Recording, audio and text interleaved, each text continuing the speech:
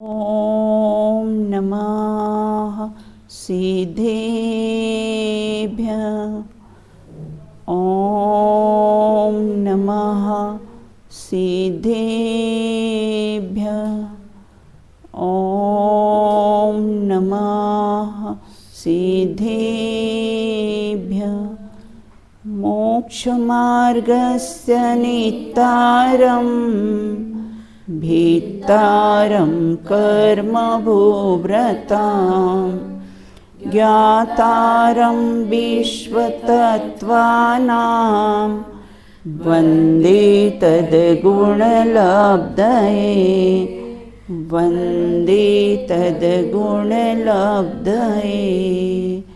तत्त्वार्थसूत्रकर्तारम् गृद्धपीच्छोपलक्षितं वन्दे गणीन्द्रसञ्जात मुमास्वामी मुनीश्वरं मुमास्वामी मुनीश्वरम्। अपनी चर्चा यहाँ पर तत्वार्थ सूत्र ग्रंथ के माध्यम से 10वें अध्याय पर अपन चर्चा प्रारंभ की है।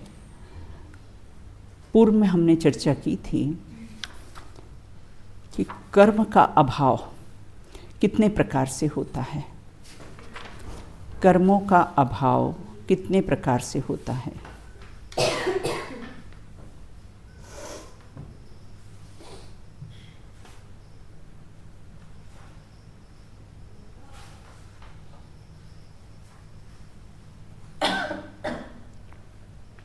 चलो बताइए। हाँ बेटा। कि कर्मों का अभाव दो प्रकार से होता है। हाँ, यत्न साध्य और अयत्न साध्य से। अयत्न साध्य से किसका और यत्न साध्य से किसका अभाव होता है? अयत्न साध्य से किनका और यत्न साध्य से किसका अभाव होता है? राजी बताइए। दीदी, अयत्न साध्य मतलब जिसकी काल लब्धि हो तो वो खिर जाए, और यत्न साध्य मतलब पुरुषार्थ पूर्वक खिरे। हाँ। तो चरम शरीरी जीव जिनकी नरक आयु या चाहे देवायु का अभाव है, हाँ। वे अयत्न साध्य है, क्योंकि इनका अभाव स्वयं है और शेष के लिए प्रयत्न करना पड़ता। औपशमिक भाव के साथ पारिणामिक भाव को ग्रहण क्यों नहीं किया गया है? औपशमिक भाव के साथ पारिणामिक भाव को ग्रहण क्यों नहीं किया है, जबकि भव्यत्व पारिणामिक भाव है?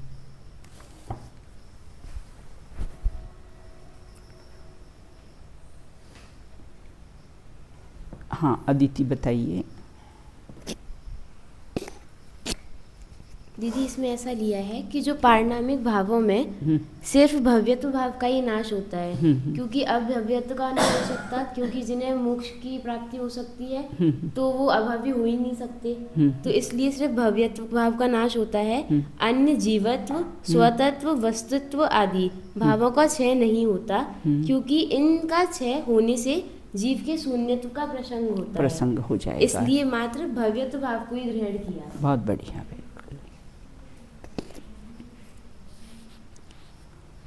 मुक्त जीव का कौन सा आकार होता है? मुक्त जीव का आकार तो होता नहीं है, तो फिर उसका अभाव हो जाना चाहिए, अथवा तो मुक्त जीव का आकार ना, मतलब सिद्ध परमेष्टि आकार सहित है या आकार रहित है? सिद्ध परमेष्टि आकार सहित है या आकार? हाँ, स्वस्तिका बताइए। जो सिद्ध भगवान है वो आकार सहित भी है और आकार रहित भी है। हाँ हाँ। और जो मुक्त स्थान है वो जीवत्व नाम के परिणामिक भाव से जीता है। हाँ, मेरा प्रश्न, मुक्त जीव का आकार होता है या नहीं होता है? मुक्त जीव का आकार होता है, वो प्रतिशत से कोई नहीं होता। और चलो अदिति बताओ। करती थी, जो मुक्त जीव होते हैं उनका प्रदेशत्व गुण के कारण आकार कोई ना कोई होता है। बराबर। और दूसरा कारण ये है कि उनका किंचित न्यून पुरुषाकार होता है। हाँ। और वो निराकार भी होते हैं, क्योंकि जब वो मुक्त जीव वो बनते हैं तब उनके जो खून इत्यादि होते हैं वो सब कुछ ठोस हो जाते हैं। जो छिद्र होते हैं ना, छिद्र होते हैं वो सब ठोस हो जाते हैं। हाँ इसलिए होता है उन्हें निराकार भी। हाँ, निराकार भी कहा जाता है। तो आकार सहित भी होते हैं और निराकार भी होते हैं। इतनी अपनी चर्चा हुई थी। अब आगे अपन चर्चा करेंगे, 5वें सूत्र के माध्यम से चर्चा करेंगे। अब यहाँ कहते जब समस्त कर्मों का क्षय हो जाता है तो जीव क्या कार्य उसका रहता है, उसकी चर्चा इस सूत्र के माध्यम से हम करेंगे। तदंतर मूर्ध्वम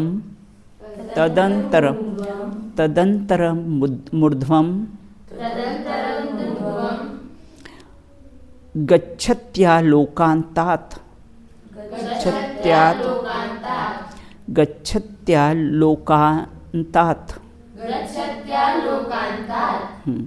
पढ़िए एक बार।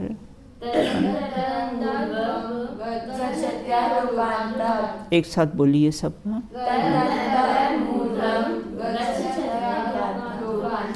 एक बार फिर से पढ़िए। हाँ, अब यहाँ ये कहते हैं, चलो पढ़ो, अणिमा पढ़िए।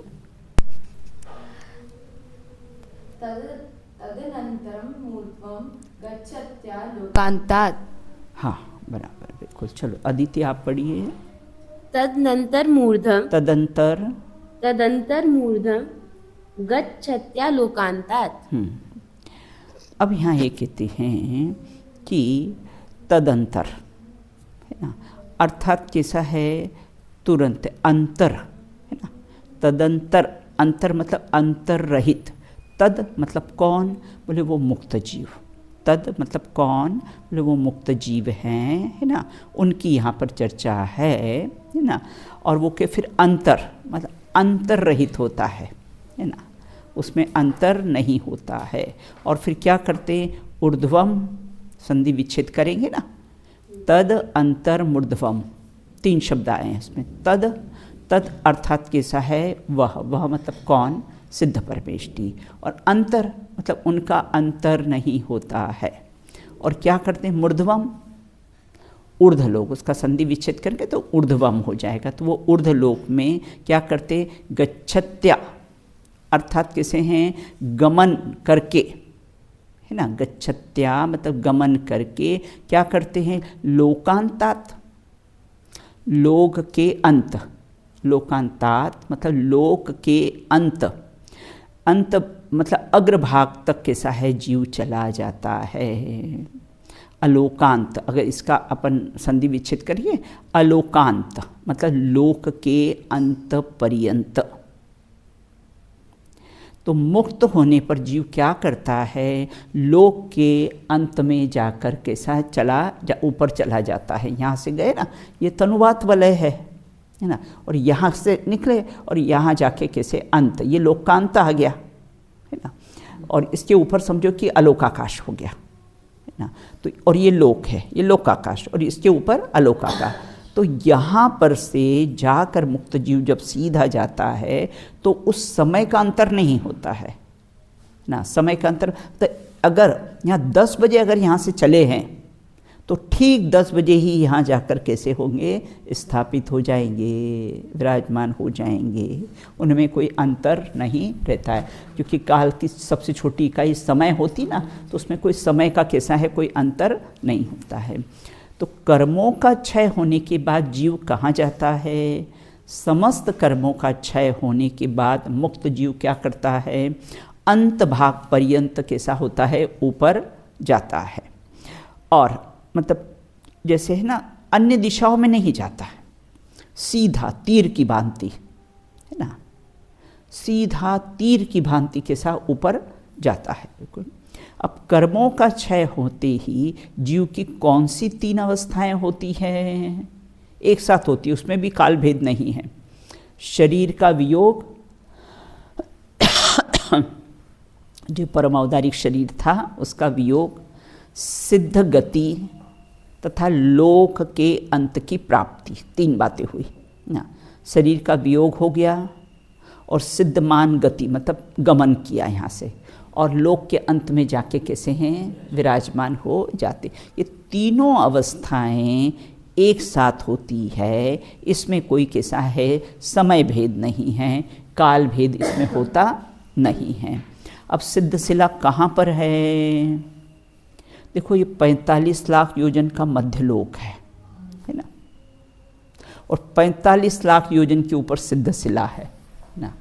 तो अपना ये जो क्षेत्र है ना, क्योंकि यहाँ से गए हैं, यहाँ से गए हैं ना और सीधे गए हैं, तो ये भी सब अपना कैसा है सिद्ध क्षेत्र है।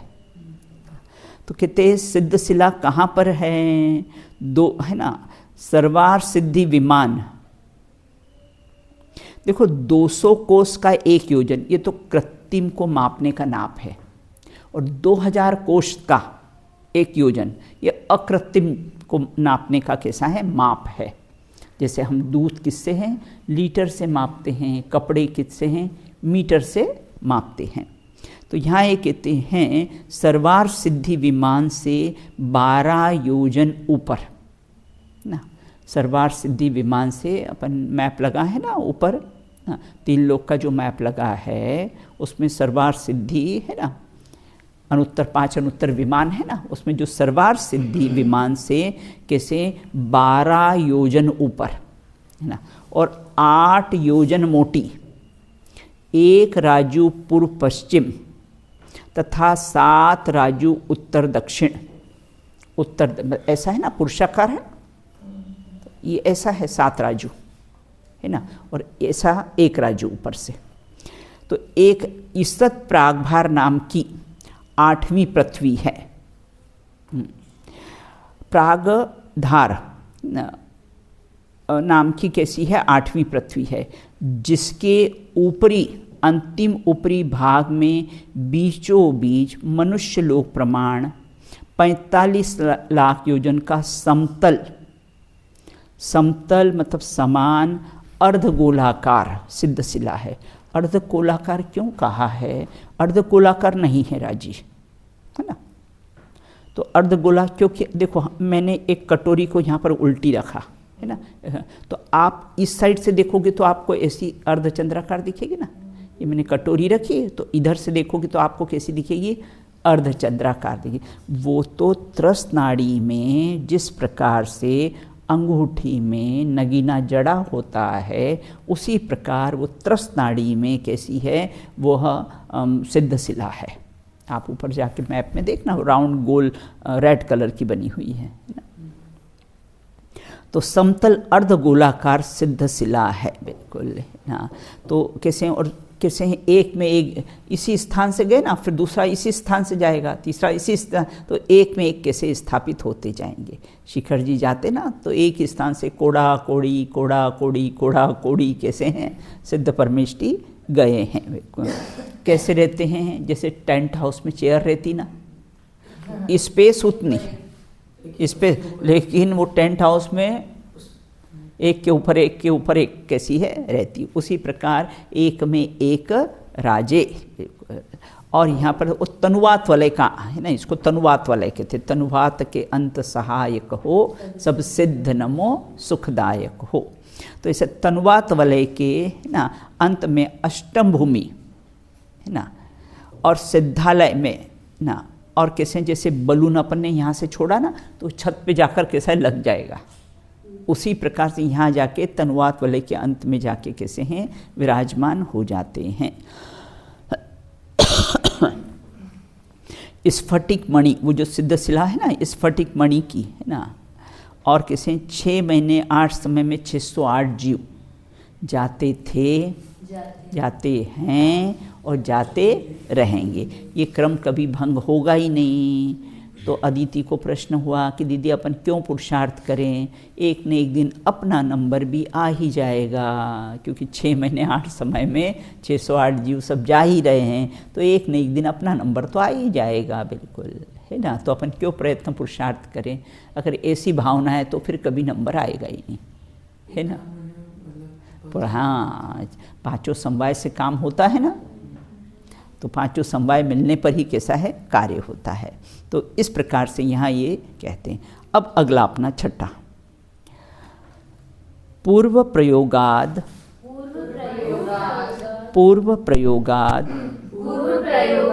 संगतवाद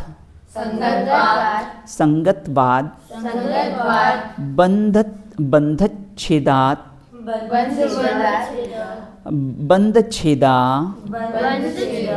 तथागति परिणामाच्च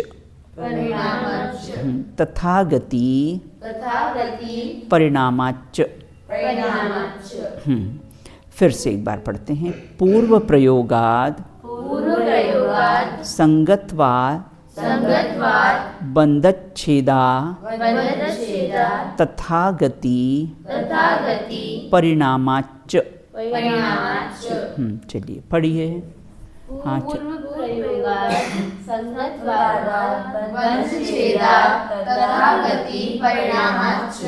फिर से एक बार पढ़िए।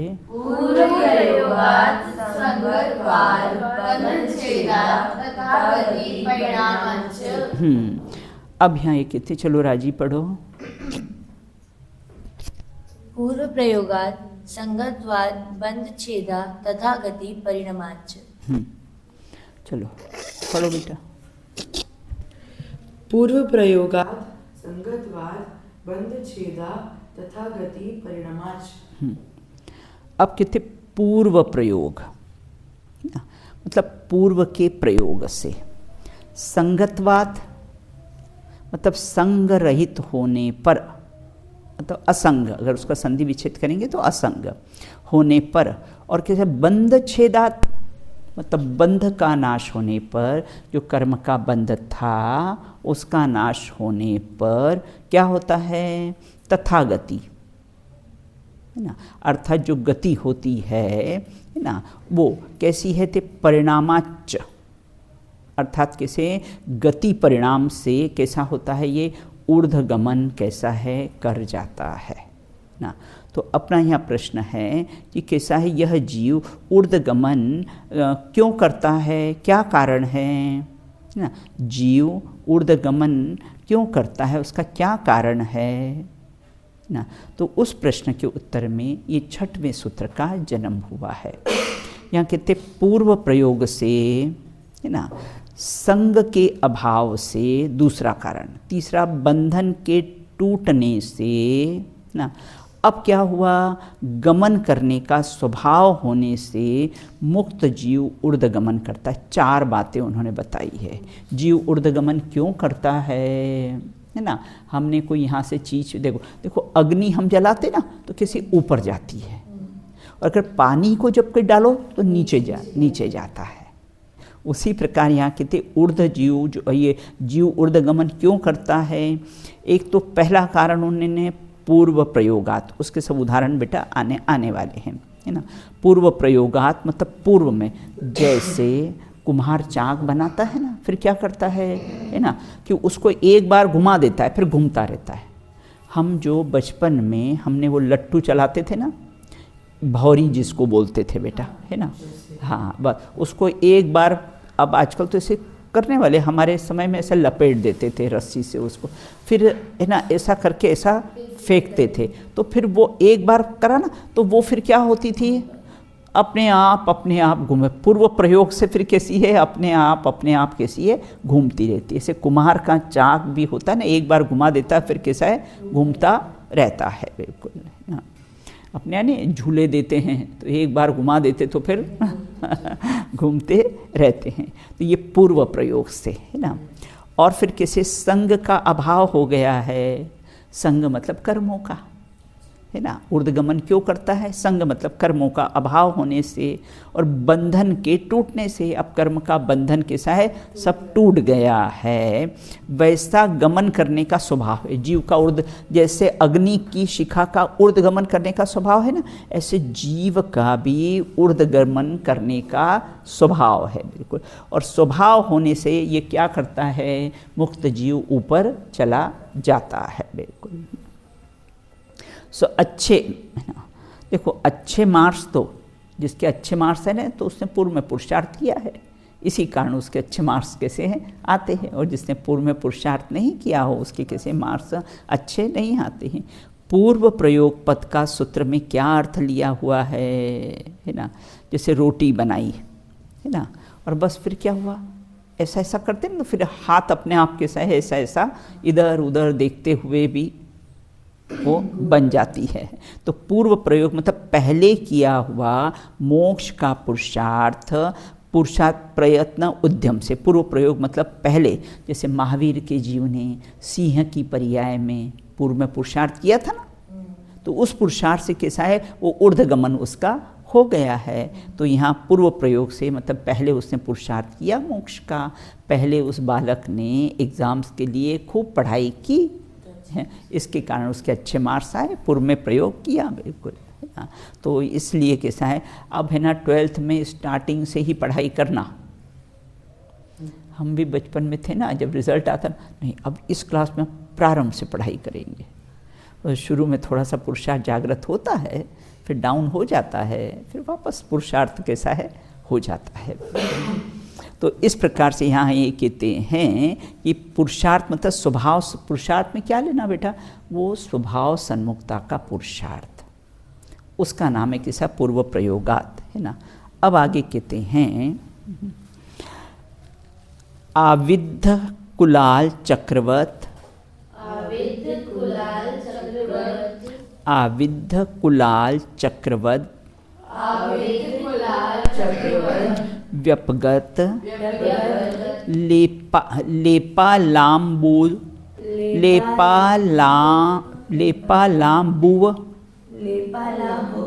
लेपालाम्बूव दैरण्य बीजवत ग्निशिखावच्च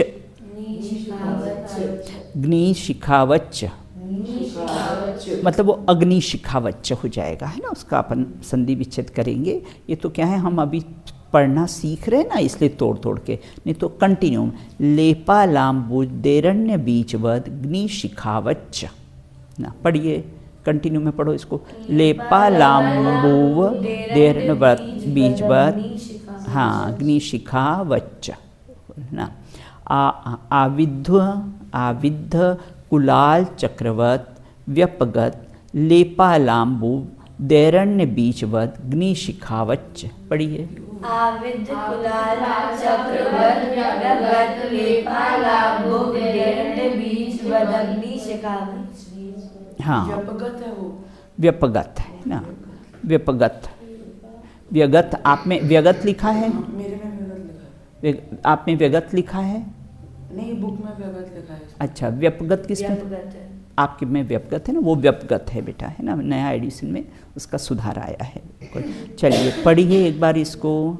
आविद्ध कुलाल व्यपगत लेपालाम्बु दैरण्य बीजवत ग्निशिखावच्च। फिर से एक बार पढ़िए। आविद्ध कुलाल चक्रवत व्यपगत लेपालाम्बु दैरण्य बीजवत ग्निशिखावच्च। अब यहाँ ये कहते हैं कि चलो पढ़ लो एक बार, चलो राजी पढ़ो। आविद्ध कुलाल चक्रवत व्यपगत लेपालाम्बु दैरण्य बीजवत ग्निशिखावच्च। अब यहाँ ये कहते हैं कि जीव ऊर्ध्वगमन क्यों करता है, तो क्यों करता है तो उसके तो 4 कारण अपन ने देख लिए हैं कि पूर्व संस्कार से, संग से रहित होता है, कर्म बंधन नष्ट हो जाते हैं, और वो स्वभाव से ऊर्ध्वगमन है उसका, जैसे अग्नि या स्वभाव से ऊपर ही जाती है बिल्कुल। अब उसके जीव ऊर्ध्वगमन क्यों करता है उसके 4 उदाहरण दिए उन्होंने। हाँ क्यों करता है ना, जीव ऊर्ध्वगमन क्यों करता है उसके 4 उदाहरण से उन्होंने यहाँ पर इस अपना जो 7वां सूत्र है ना उसमें बताया है बिल्कुल। अब कहते आविद्ध कुलाल चक्रवत, अर्थात कुम्हार के द्वारा चलाया गया चाक, कुम्हार ने कैसा है चाक चलाया है बिल्कुल है ना, तो कुम्हार के घुमाए हुए कुम्हार के चक्र के समान, और लेप से मुक्त हुई तुमड़ी के समान। दूसरा उदाहरण क्या दिया, देखो आविद्ध कुलाल चक्र, दूसरा व्यपगत मतलब कैसे हटाया हुआ है ना, लेपालाम्बुदैरणवत अर्थात कैसा है, देखो एक तुमड़ी होती है बेटा, लौकी के सूख जाने पर है ना, वो तुमड़ी होती। आपने अन्य मत के है ना, ये जो साधु वगैरह होते हैं उनको देखा होगा, वो एक ऐसा कमंडल रखते हैं है ना, नीचे से ऐसा गोल ऐसा रहता है, वो बेटा है ना लौकी का बना है, एक गोल लौकी आती है ना, उसको कैसे सब सुखा लेते हैं, बीज बीज निकाल लेते हैं और फिर उसका कैसा है वो कमंडल बनाते हैं बिल्कुल है ना। और फिर अगर उसमें हमने मिट्टी से लेप कर दिया ना, और मिट्टी से अगर लेप किया और पानी में डाला ना तो नीचे बैठ जाएगी। फिर धीरे धीरे पानी में जब मिट्टी घुलती जाती है तो वो तुमड़ी कैसी ऊपर आ जाती है। पहला उदाहरण क्या दिया, कुम्हार के चाक के समान, कि कुम्हार जिस प्रकार चाक चलाता है, एक बार घुमा देता है।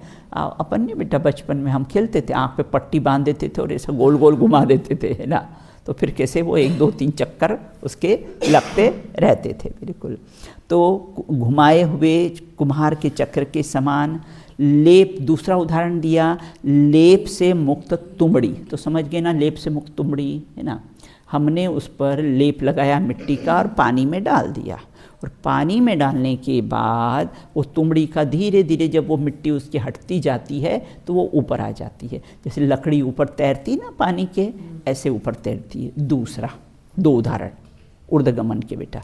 तीसरा उदाहरण ऐरण्य के बीज के समान है ना। देखो ऐरण्य तो अपन ने देखा नहीं, लेकिन आंवले का बीज का बेटा मैंने प्रयोग किया है। कि आंवला जो होता है ना, तो आंवला का जो बीज होता है ना, किसने के बाद उसका जो बीज होता है, और वो हम कैसे उसको धूप में अगर रख दो तो सूखने के बाद क्या होता है, जब वो चटकता, मैंने खुद अपनी आँखों से देखा है, वो जब चटकता है ना तो उसका बीज ऐसा ऊपर जाता है। तो यहाँ कहते हैं ऐरण्य के बीज के समान, जैसे ऐरण्य का बीज अगर सूखने पर उसका बीज ऊपर जाता है ना, आंवले का बीज भी सूखने पर जैसे वो टूटता है ना तो उसमें से बीज एकदम से ऊपर जाता है बिल्कुल। तो वो ऐरण्य के बीज के समान। और चौथा उदाहरण बेटा क्या दिया, अग्नि शिखा के समान, कि अग्नि जब भी जलाओ तो माचिस की तिली जलाओ तो उसकी लौ ऊपर ही जाती है ना। तो इस प्रकार के से 4 उदाहरण उन्होंने दिए। प्रश्न कौन सा था अपना, कि जीव कैसा है, ऊर्ध्वगमन क्यों करता है, तो उन्होंने 4 उदाहरण दिए। एक तो कुम्हार के चाक के समान, दूसरा तुमड़ी का है ना, तीसरा बीज, चौथा अग्निशिखा है ना। तो इस प्रकार ये 4 उदाहरण कैसे हैं दिए हुए हैं। अब वो 4 उदाहरण का उन्होंने कैसा है एक्सप्लेन करेंगे।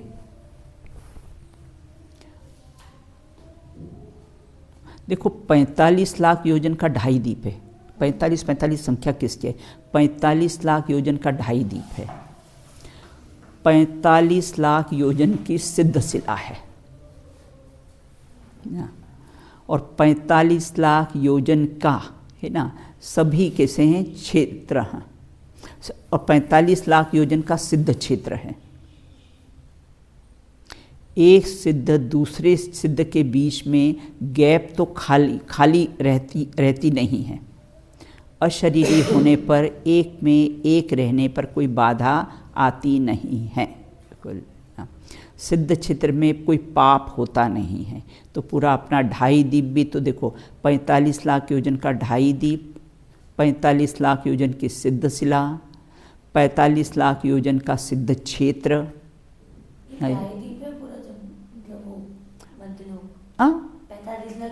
मध्य, अब ढाई द्वीप बेटा मध्य लोक में ही आता है।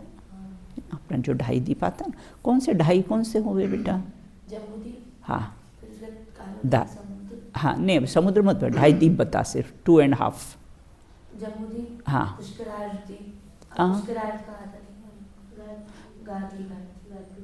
घातकी खंड का पुष्करार का आधा है ना। हाँ जम्बूद्वीप, धातकी खंड, पुष्करार द्वीप आधा, ये क्या हुआ, ढाई द्वीप हुआ। तो ये ढाई द्वीप के मतलब ये 45 लाख योजन के ये तीनों हैं। अब देखो उसका एक उदाहरण देते हैं, पूर्व प्रयोगात, वो तो मैंने आपको समझा दिया ना, अब अपन इसमें से पढ़ लेते हैं। मुक्त जीव कुंभकार के समान घुमाए हुए चाक की तरह पूर्व प्रयोग से ऊर्ध्वगमन करता है, क्योंकि स्वभाव से तो ऊर्ध्वगामी है वो बिल्कुल ना। तो इसके कारण कैसा है, जैसे कुंभकार अपनी चाक को घुमा के छोड़ देता है, फिर कैसा है वो चाक पहले से भरे हुए जो हवा होती ना उसके कारण कैसा है घूमता रहता है। अपने लट्टू का उदाहरण दिया कि लट्टू को अपन भी ऐसा करो और ऐसा डालो तो फिर कैसा है घूमता रहता है बिल्कुल। उसी प्रकार जीव संसार, वह भी जीव संसार अवस्था में मोक्ष प्राप्ति के लिए बारंबार कैसा होता है अभ्यास करता है। मुक्त होने पर यद्यपि उसका अभ्यास छूट जाता है, तथापि वह पहले से अभ्यास से ऊपर कैसा है गमन करता है। पहला उदाहरण। दूसरा, संग रहित होने से मुक्त आत्मा ऊर्ध्वगमन क्यों करती है। दूसरा उदाहरण, मुक्त जीव दूर हो गया, क्या लेप, उस तुमड़ी का लेप, ऐसी तुम्बी की तरह ऊपर को जाता है। तुम्बी पर जब तक मिट्टी का लेप रहता है, वजन रहता है, तब तक वो पानी में डूबी रहती है। पर जो ही मिट्टी कैसी है गल जाती है, त्यों ही कैसे पानी के ऊपर आ जाती है। उसी प्रकार यह जीव तब तक है ना, तब तक कर्मों का इसको लेप रहता है बेटा, है ना, तब तक संसार सागर में डुबोया रहता है। और जब है ना वो कर्मों का लेप हट जाता है, 14वें गुणस्थान में सब कर्म रहित हो जाते हैं, पर फिर कर्म का लेप दूर होने पर यह जीव क्या करता है, ऊर्ध्वलोक ऊर्ध्वगमन करता है ना, और ऊर्ध्वलोक पहुंच जाता है। दूसरा उदाहरण। तीसरा, वो बंधच्छेदवात। अब कहते हैं कि मुक्त जीव कर्म बंधन होने पर ऐरण्य के बीज के समान है ना, जब खुल जाता है ना, सब कर्म रहित हो जाता है, तो फिर क्या होता है ऊर्ध्वगमन कर जाता है। तो मुक्त जीव कर्म बंधन के कारण ऐरण्य हल्का हो जाता है ना बेटा, कर्मों के भार से डूबा रहता है ना। अपने यहाँ देखो ना, अपन कोई ट्यूब वगैरह हो पानी में डालो तो फिर कैसे ऊपर ही ऊपर कैसे हैं तैरते रहते हैं, और पत्थर को डालो तो नीचे बैठ जाता है। मुक्त जीव कर्म के बंधन होने पर ऐरण्य के बीज के समान ऊपर को जाता है। जैसे ऐरण्य वृक्ष का सूखा बीज जब चटकता है तब उसकी मीगी ऊपर की ओर ही जाती है, उसी प्रकार जीव कर्म के बंधन से दूर होने पर कैसे ऊपर ही ऊपर जाता है। चौथा उदाहरण। तथागति स्वभाव से आत्मा का ऊर्ध्वगमन कैसा है होता है, बिल्कुल है ना, कैसा है वो ऊर्ध्वगमन ही होता है। अब यहाँ ये कहते मुक्त जीव स्वभाव से ही अग्निशिखा की तरह ऊर्ध्वगमन करता है। हवा का अभाव में अग्निशिखा ऊपर ही जाती है। उसी प्रकार कर्मों के बिना जीव कैसा होता है ऊपर ही जाता है। 4 उदाहरण उन्होंने दिए हैं। कौन से 4 उदाहरण दिए राय जी? पहला कुमार के चाक के समान, दूसरा मिट्टी से रहित तुमड़ी है उसके समान, फिर तीसरा जो है हाँ जो एरंड का बीज होता है, हाँ, आंवले का बीज, हाँ वो हाँ। और चौथा कि जो ऊर्ध्वगमन स्वभाव जो अग्निशिखा है वो ऊपर अग्निशिखा है। तो 4 उदाहरण दिए हैं, बिल्कुल 4 उदाहरण। कौन बताएगा? आपने बताओ बेटा, अदिति बताओ।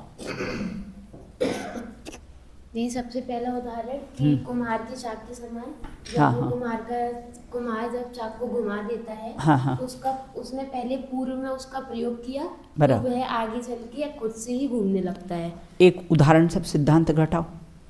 फिर इसी में सिद्धांत ऐसा था कि उसी प्रकार जो जीव होता है वह संसार अवस्था में मोक्ष की प्राप्ति के लिए बार बार प्रयत्न करता है। हाँ, फिर पूर्व में प्रयोग किया था ना, पूर्व में प्रयोग किया, प्रयत्न किया, धर्म में लगा, बराबर। फिर उसके बाद उसी पूर्व में जो उसने संस्कार पाए, उसी से उसे आगे चल के मोक्ष की प्राप्ति हुई। बराबर, बिल्कुल। सेकंड दूसरा अपना था कि तुमड़ी के समान, तो जो तुमड़ी होती है उस पे मट्टी लगी हुई होती है, तो जब वो पानी में जाती है तो पानी में नीचे बैठ जाती है। बराबर। उसके बाद जब वह पानी से रहित होती है, बराबर, तो वह वो तुमड़ी ऊपर उठ के आ जाती है। तो उसी प्रकार यह जो जीव है वह कर्मों के कारण संसार समुद्र में डूबा हुआ है। बहुत बढ़िया। और फिर जब उसके कर्मों से वो रहित होता है तो वह फिर ऊपर उठकर ऊर्ध्वगमन स्वभावी हो जाता है। बहुत बढ़िया, बिल्कुल, है ना। चलो अणिमा बताओगी आगे के 2 बेटा। दो है ना, आगे के दो। एरंड के बीज के समान होता है, जैसे वो आपने बताया था आंवले का बीज होता है, हाँ। मतलब जो सुखाते हैं, हाँ। तो वो चटक के उसका जो अंदर का हाँ पदार्थ रहता हाँ, है हाँ। वो ऊपर की ओर आ जाता है। बराबर, बिल्कुल। और एक और बताया था, नहीं, अब ये तो उदाहरण हुआ बेटा, सिद्धांत बताओ इसका। सिद्धांत मतलब जो ऊर्ध्वगमन स्वभावी आत्मा है, वह जब शरीर से मुक्त होती है, वह भी उसका स्वभाव ऊपर की ओर गमन है, करना है तो वह भी ऊपर की ओर गमन। बराबर, बिल्कुल। हाँ और इसका अग्नि की शिखा के समान, जिस प्रकार जो अग्नि जलती है तो वह ऊपर की ओर ही जाती है, उसका जो स्वभाव है वह ऊपर की ओर है। उसके प्रकार आत्मा भी हमारी जब वह मुक्त हो जाती है, उसके बाद वह ऊपर की ओर सिद्ध शिला में जाके विराजमान। बहुत बढ़िया, याद हो गए सबको, है ना। चलो एक सूत्र और अपन ले लेते हैं। अब यहाँ ये कहते हैं लोक के ऊपर, और उसके फिर लोक के ऊपर क्यों नहीं जा सकते, लोक में ही जाके क्यों, मतलब लोक के ऊपर क्यों नहीं जा सकते हैं। धर्मास्ति काया भावात, धर्मास्तिकायात भावात, धर्मास्तिकाय भावात। धर्मास्तिकाया भावात, फिर से एक बार पढ़िए। धर्मास्तिकाया भावात। अब कहते हैं लोक के ऊपर क्यों नहीं जा सकता है, तो उसका हेतु और कारण बताया है। ये धर्मास्ति काया है ना, फिर अगर हम उसका संधि विच्छेद करेंगे तो क्या हो जाएगा, अभावात, मतलब उसका अभाव है। तो किस कारण नहीं जाता है, धर्मास्ति काय द्रव्य का अभाव होने पर मुक्त जीव लोकांत के ऊपर कैसा नहीं जा सकता। हमने यहाँ से बलून छोड़ा तो छत पे जाके क्यों ऊपर, क्यों नहीं, उसके ऊपर क्यों नहीं जा सकता है। हाँ, वो जा ही नहीं सकता ऊपर, वो व्यवस्था ही नहीं है। उसी प्रकार से यह कहते हैं कि धर्मास्तिकाय का कैसा है, अभाव होने से, धर्मास्तिकाय द्रव्य का अभाव होने से मुक्त जीव लोकांत के ऊपर नहीं जाता है। निश्चय से वहीं तक जाने का योग्यता है, व्यवहार निमित्त की अपेक्षा से धर्मास्तिकाय का अभाव हो जाता है। मुक्त जीव लोकाग्र के आगे क्यों नहीं जाता है ना, यहाँ कहते हैं मुक्त जीव लोकाग्र के आगे क्यों नहीं जाता है, क्योंकि धर्म द्रव्य का अभाव होने से। क्यों, धर्म द्रव्य का क्या कार्य है बेटा, गमन है, तो है ना, गमन है, तो अब है ही नहीं वहाँ पर गमन, तो जाएगा कैसा जीव, है ना। तो धर्म द्रव्य का अभाव होने से मुक्त जीव लोक के ऊपर नहीं जा सकता है। बिल्कुल, देखो द्रव्य संग्रह में आया है ना, सिद्धों के लिए क्या है, निकम्मा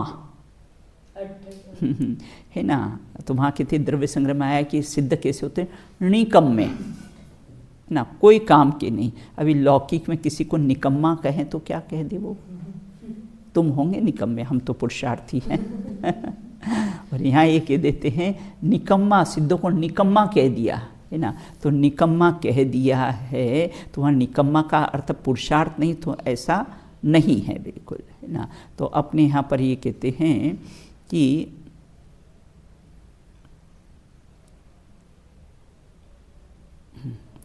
देखो एक बार क्या हुआ, एक मुनिराज वन जंगल में बैठे थे, ध्यानस्थ थे। एक राजन उधर से निकला और बोला, क्यों निकम्मे, मुनिराज को देख के, कुछ काम क्यों नहीं करते हो, क्यों पृथ्वी पर बोझ बने बैठे हो। मुनिराज अपने ध्यानस्थ से बाहर आए, बोले राजन मैं काम करता हूँ। बोले बताओ क्या काम करते हो। बोले मैं खेती करता हूँ। खेती करते हो, बताओ तुम्हारा खेत कहाँ है। और खेती के लिए तो हल बैल चाहिए, बताओ कहाँ है तुम्हारे साधन, है ना। मुनिराज ने कहा असंख्यात प्रदेशी मेरा आत्मा मेरा खेत है ना, और निरंतर संजीवलन कषाय की घास उखाड़ता रहता हूँ। किससे, ज्ञान और वैराग्य रूपी बैल से। तो निरंतर मैं कैसा हूँ, ये संजीवलन कषाय की कैसी हैं, उखाड़ता रहता हूँ। इसलिए मैं निकम्मा नहीं हूँ, मैं तो बहुत पुरुषार्थी हूँ ना। तो इस प्रकार से देखो यहाँ से सीधे जाते ना बेटा, अक्षरधाम या कहीं जगह देखने जाओ तो क्यू में लगना पड़ता है, लेकिन ऊपर जाओ तो नो क्यू, है ना, कोई क्यू आपको मिलेगी नहीं, सीधी कोई बाधा नहीं। और सिद्धालय में कैसे हैं, पहुंच जाते, सीधे रिजु गति से गमन होता है और एक समय में कैसे सिद्धालय में जाके विराजमान हो जाते हैं। अब आगे कहते हैं कि मुक्त जीव लोकाकाश में क्यों नहीं जाते हैं? क्योंकि सिद्ध जीव और पुद्गल गमन करने में धर्म द्रव्य सहायक है। हम किसके कारण गमन करते हैं? धर्म द्रव्य के। क्योंकि यहाँ धर्म द्रव्य तो हम गमन करते हैं, बिल्कुल। अब आगे धर्म द्रव्य नहीं है लोकाकाश में, इसलिए वहाँ पर किसे हैं जा सकते नहीं हैं। क्रियावती शक्ति गमन स्थिर, क्रियावती जो शक्ति होती है ना, गमन और स्थिर दोनों रूप कैसी है? होती है। तो किसी भी कार्य के होने में दो कारण कैसे है? सद्भाव है, एक उपादान कारण और एक निमित्त कारण। सिंह को सम्यक दर्शन हुआ तो उपादान कारण तो खुद का पुरुषार्थ और निमित्त कारण दो चारण रिद्धिधारी मुनिराज। स्टूडेंट के लिए भी निमित्त कारण तो टीचर होता, उपादान कारण उसकी स्वयं का पुरुषार्थ। अगर निमित्त से कार्य होता तो टीचर तो सबको टॉपर बना देते ना। पेरेंट्स हमें आके बोलते हैं कि हमारी बच्चों के नंबर कम आते हैं। मैंने कहा कुछ के यहाँ पर 90% आए हैं, कुछ के 80% आए, आपकी बच्ची के कम क्यों आए हैं? वातावरण, इसी वातावरण में वो भी रहती है ना, इसी वातावरण में रहती है, और उसके ज़्यादा क्यों आए और तुम्हारे कम क्यों आए?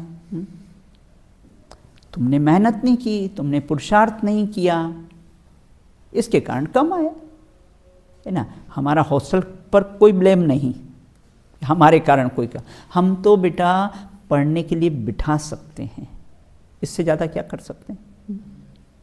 घोल के पिला तो नहीं सकते हैं, याद तो आपको ही करना पड़ेगा, बिल्कुल, है कि नहीं। तो इस प्रकार यहाँ ये कहते हैं किसी भी कार्य के होने में दो कारण का सद्भाव, उपादान और निमित्त। पदार्थ के कार्य में होने की स्वयं की अपनी शक्ति उसका उपादान, उपादान कारण मतलब स्वयं की शक्ति। वो सनफ्लावर जब खिलता है सूर्य के उदित होने पर तो उसकी स्वयं की शक्ति होती है बेटा, है ना। हाँ भाई, वहाँ पर पत्थर भी रखा है, उसको भी खिल जाना चाहिए ना, हाँ? नहीं खिलता ना। तो इसका मतलब उपादान मतलब स्वयं की निज शक्ति। तो यहाँ पर पदार्थ के कार्य के होने में स्वयं की अपनी निज शक्ति उसका उपादान कारण। निमित्त कारण अन्य बाह्य ले लो, अंतरंग कारण भी, बहिरंग कारण भी, है ना। और कितने सारे कारण होते हैं, एक उदासीन निमित्त, एक प्रेरक निमित्त। ये उदासीन निमित्त है बुक, और टीचर प्रेरक निमित्त होता है। तो कई प्रकार के कैसे हैं निमित्त होते हैं। तो पदार्थ के अन्य बाह्य सामग्री में उस रूप होने में सहायक, जैसे कुम्हार ने कैसा घड़ा बनाया ना, तो कैसा है मिट्टी, कुम्हार, चक्र, दंड, निमित्त। आप लोग पढ़ते हो ना, तो आपको कैसे book, notebook, pen, pencil, light, है ना, कितने कितने सारे कैसे होते हैं, उसके निमित्त कारण होते हैं। अब देखो, और देखो कार्य अपने उपादान से ही होता है, निमित्त तो सिर्फ उपस्थित रहता है। निमित्त का अर्थ है चश्मदीद गवाह, है ना। निमित्त का दूसरा नाम क्या है? गवाह। बस खड़ा रहेगा, उपस्थित रहेगा वो कार्य में, इसलिए आरोप उस पर आ जाता है। चोर के गिरोहों में खड़े रहोगे तो क्या होगा अणिमा? चोरी का आरोप आप में आ जाएगा। असमर्थ कारण, देखो इसमें असमर्थ, समर्थ कारण और असमर्थ कारण दो कारण लिए हैं।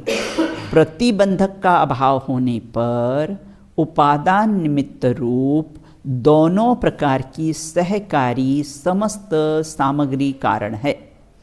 इसके होने पर उसी समय तुरंत ही कार्य की नियम से उत्पत्ति होती है, बिल्कुल, है ना। एक तो समर्थ कारण, चारण रिद्धिधारी मुनिराज ऊपर से आए और कैसा है, उन्होंने उपदेश दिया और इसने अपना भेद ज्ञान किया और कैसा है तुरंत कार्य की उत्पत्ति हो गई, तो वो तो समर्थ कारण हुआ, है ना।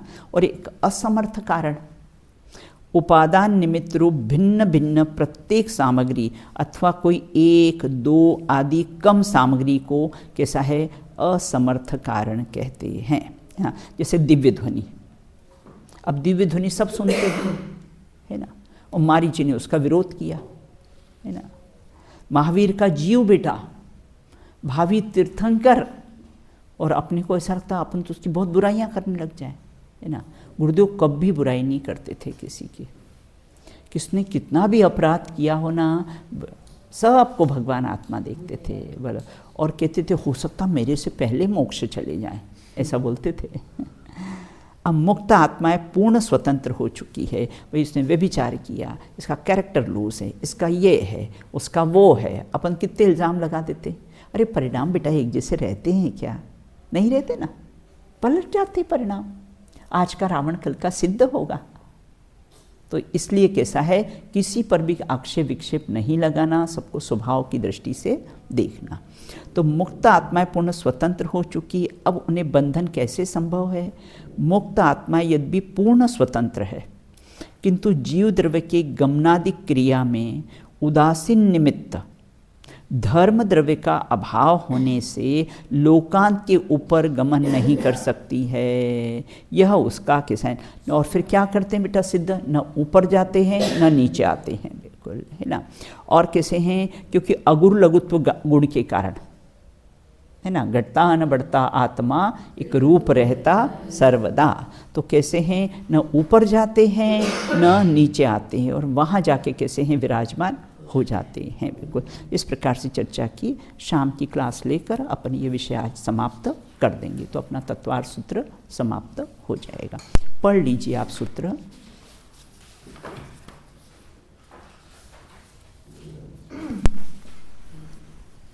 तदंतर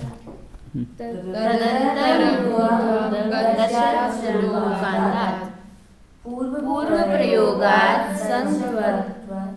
एक साथ फिर से पढ़ो।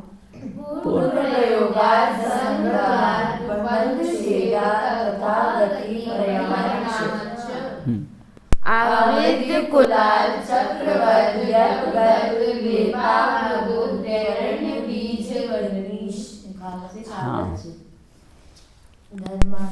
हाँ पढ़ो 8वां। बात बिल्कुल इस प्रकार से पढ़ा है अपना, है ना। माँ चिट्ठम बोल लो बेटा।